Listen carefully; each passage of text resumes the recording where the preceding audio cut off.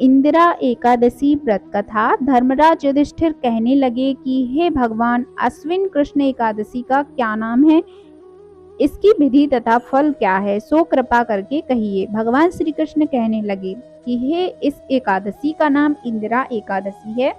यह एकादशी पापों को नष्ट करने वाली तथा पितरों को अधिगति से मुक्ति देने वाली होती है।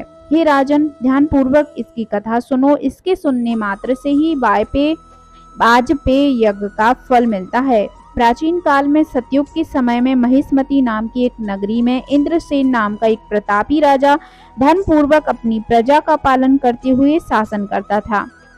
वह राजा पुत्र पौत्र और धन आदि से संपन्न और विष्णु का परम भक्त था।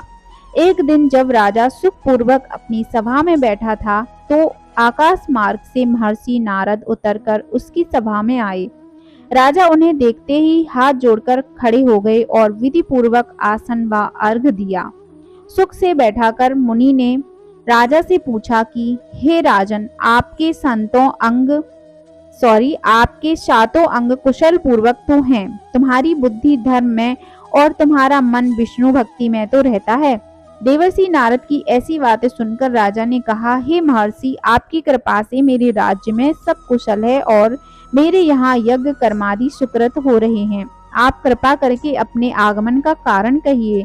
तब ऋषि कहने लगे कि हे राजन, आप आश्चर्य देने वाले मेरे वचनों को सुनो। मैं एक समय ब्रह्मलोक से यमलोक को गया। वहाँ श्रद्धा पूर्वक यमराज से पूजित होकर मैंने धर्मशील और सत्यवान धर्मराज की प्रशंसा की। उसी यमराज की सभा में महान ज्ञानी और धर्मात्मा तुम्हारे पिता को एकादशी का व्रत भंग होने के कारण देखा। उन्होंने संदेशा दिया, सो मैं तुम्हें कहता हूँ। उन्होंने कहा कि पूर्व जन्म में कोई विघ्न हो जाने के कारण मैं यमराज के निकट रहा हूँ। सो हे पुत्र, यदि तुम आश्विन कृष्ण इंदिरा एकादशी का व्रत मेरे निमित्त करो तो मुझे स्वर्ग की प्राप्ति हो सकती है। इतना सुनकर राजा कहने लगा कि हे महर्षि, आप इस व्रत की विधि मुझसे कहिए। नारद जी कहने लगे, आश्विन माह की कृष्ण पक्ष की दशमी के दिन प्रातः काल श्रद्धा पूर्वक स्नानादि से निवृत्त होकर पुनः दोपहर को नदी में आदि में स्नान करें। फिर श्रद्धा पूर्वक पितरों का श्राद्ध करें और एक बार भोजन करें। प्रातः काल होने पर एकादशी के दिन दातून आदि करके स्नान करें। फिर व्रत के नियमों को भक्ति पूर्वक ग्रहण करते हुए प्रतिज्ञा करें कि मैं आज संपूर्ण भोगों को त्याग कर निराहार एकादशी का व्रत करूंगा।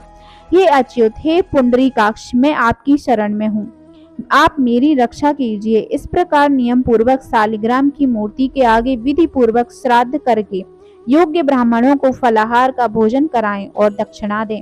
पितरों के श्राद्ध से जो बच जाए उसको सूंघ कर गौ को दे दें तथा धूप दीप गंध पुष्प नैवेद्य आदि सब सामग्री से ऋषिकेश भगवान का पूजन करें। रात में भगवान के निकट जागरण करें। इसके पश्चात द्वादशी के दिन प्रातः काल होने पर भगवान का पूजन करके ब्राह्मणों को भोजन कराएं। भाई बंधुओं, स्त्री और पुत्र सहित आप भी मौन होकर भोजन करें। नारद जी कहने लगे कि हे राजन, इस विधि से यदि तुम आलस्य रहित होकर इस एकादशी का व्रत करोगे तो तुम्हारे पिता अवश्य ही स्वर्गलोक को जाएंगे।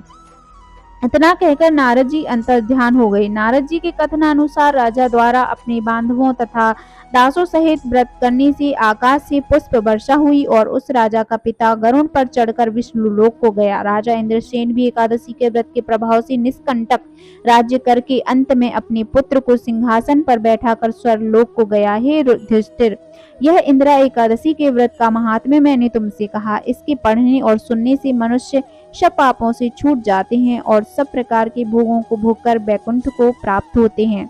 तो ये थी इंदिरा एकादशी या फिर पितृ एकादशी की कथा।